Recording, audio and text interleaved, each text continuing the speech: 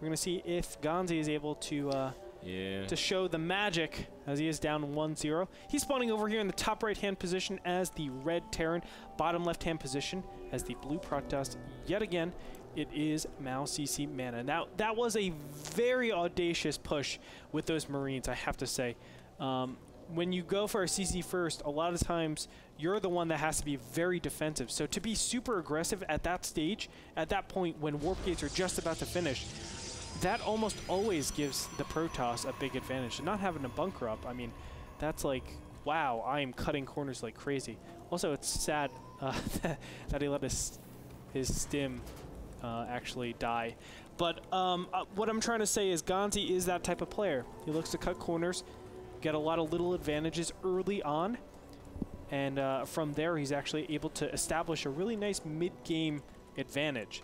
And from there, obviously he can just play straight up and take the game. So we'll see if he does that again and where he actually chooses to cut corners. Both players sitting at a pretty similar win rate.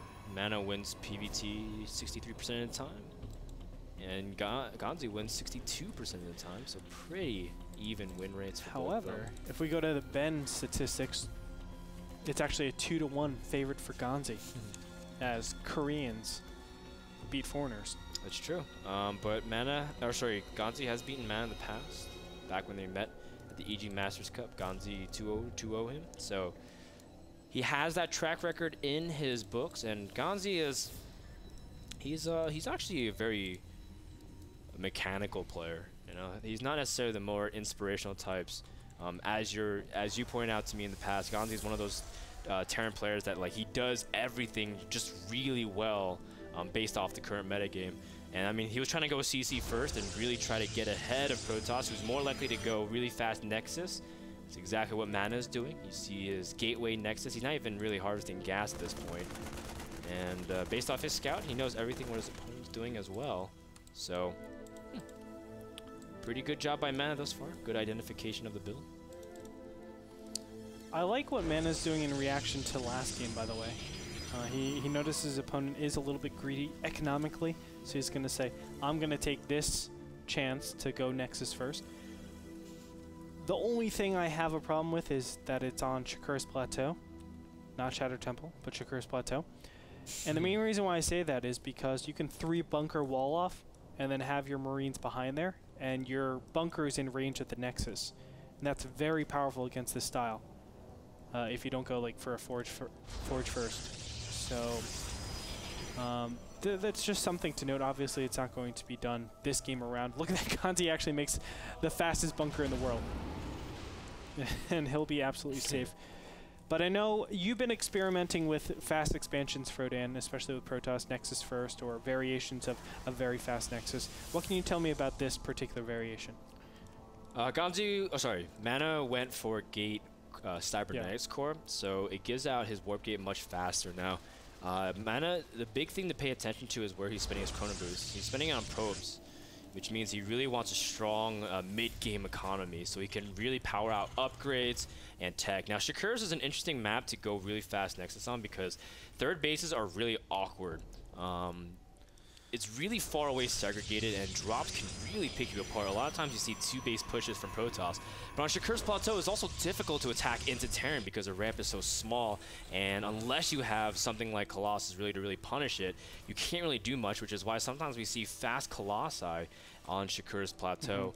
That said, MaNa, he went for more of a Wargate-centric style.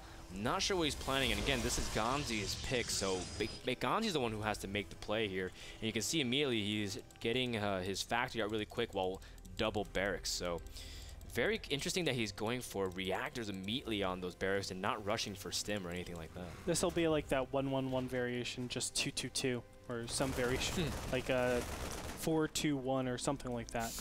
Sounds like talking. Never mind. But MaNa, he won't know this is coming for quite a long time. And this is the problem with going for a 3-gate robo. Even though it's one of the most standard builds in PvT, a lot of people favor 1 gate into robo into 3 gates. And the main reason for that is you can get the observer super fast, and you can react to very, very, I guess, radical builds like the one we see right here. I think MaNa expects something like just the standard Marine Marauder with Medevac type of variation. And this build does fairly well against this, but I think it actually doesn't counter, like right here, double forge. This is a very off-time double forge. It's off-time based off the robo because it's really hard to, if he chooses to go to Colossus, he doesn't really have to, but if he does, it's really hard to afford it based off of the gas count that you get. Yeah. And you're going to be really limited. You can see MaNa is on, very limited amount of units. He does have Stalkers in position in case Ganzi rushed for Starport tech, but it's not, and he is going for Robotics Bay. That is really crazy, especially off of only 3 gas. He needs that 4th gas. Really greedy. So fast right now because with him being only on 3 gas, it actually limits him quite a bit. The Colossus will barely able to eat Urk out. Not only that, he won't have the ability to research Thermal Lance immediately. That's a big problem because you need Thermal Lance to defend against this incoming push. Whoa. Okay, what is going on? What do you mean that Ganzi's floating his factory over? Ganzi's changing it up on me, man. He went for 2 tanks, got siege mode, and now switching back to bio almost completely, getting his double engineering base, trying to see if he can play catch up. Now MaNa does have his 4th gas, not necessarily saturated yet, and he does have 3 more gateways in production, so a very standard 6 gateway with +1/+1 Colossus timing can really mess up Terrans. This is very similar rendition of Squirtle's PVT for a long time of how he was able to punish Terrans that were playing very greedy. You can see the Observer getting a pretty good count of the barracks, and to him, he sees everything normal, but he's like, wait, well, why do I see siege tanks? And that's going to really confuse MaNa a little bit, but that's also going to be harder for MaNa to attack into. We're talking about Shakuras being hard to move into a Terran base. Yeah. With 2 tanks from the high ground, it's going to be even harder. But even for me, looking at this, I mean, this is the first time I'm actually seeing a variation like this. And I think it's kind of weird to have these siege tanks. Now, what this does, it's opportunity cost. You can see stim +1, combat, or +1/+1, combat shields. All of those aren't even upgraded. They are on the way, but there's quite a bit of time. So for the first maybe 13, 14 minutes, you're basically saying, Protoss, do whatever you want. And if MaNa sees this and actually thinks about it, he should be able to realize that and say, wow, I can get 2-2 probably before my opponent really starts to establish things. And look at that, Twilight Council goes down. Now maybe this is a little bit delayed because the 1-1 has just been sitting here for quite a long time. I think he could have actually said, don't even worry about units. Let's just get my upgrades ASAP, knowing that my opponent really has no capacity at pushing without stim and combat shields. Tanks are packing it up. Medevacs are out in the field, giving Ganzi lots of aggressive options. Ganzi moving out while 2-2 just started. Thermal Lance is finishing, giving MaNa a great amount of increase of range. MaNa sees everything coming in the watchtower. The biggest thing is he has to keep track of the Medevacs. If he sees any number less than 4, he knows immediately there's got to be somewhere around the map. MaNa, does he have any Stalkers in defensive position? All of his units are balled up right outside of his natural, so if Ganzi splits up whatsoever, he'd be in good position. Ganzi's not sieged up. God. A huge stim from Ganzi, and he immediately runs away. The Medevac takes a lot of damage, and that was a great opening from MaNa. Kind of misplayed, though. He could have gotten a really nice surround with those force fields and trapped a ton of units in, forcing the Medevacs to push forward, and then he might have gotten some Medevac kills. But now he's just going to push forward. If he can take off those tanks, that will give him the agency to actually start sniping the refineries and things like that. We'll see if he's actually able to get that. For now, no. It looks like the siege tanks will be able to stabilize up on that ramp. Oh, I don't think this is a good decision by MaNa. He's tacking up a ramp, and MaNa's killing off a lot of the units, though. The Colossus doing heavy damage. Now, this is before +2/+2. MaNa forced to defensively force field, trying to see if he can deflect the Marines from moving any farther out. Ganzi pumping out his units in very successive fashion, getting his Viking count out now, making sure that MaNa can't push into this. Ganzi does have a 3rd command center prepared, and what's so interesting is that Ganzi actually has not scouted this entire game. His first sight of his Protoss opponent was through the factory. So, for all intents and purposes, this was a blind timing from Ganzi. Yeah, oh, man. Definitely. Which is really, really unusual. Weird. Yeah. Ganzi obviously is normally a lot more active with his units in this early game stage. So it actually confused me that he's changed up his style quite a bit. But MaNa's sitting pretty nicely. I mean, he has map control. Third is being taken, so it basically says, hey, Ganzi, come at me. But no, Ganzi is actually taking his third, so okay.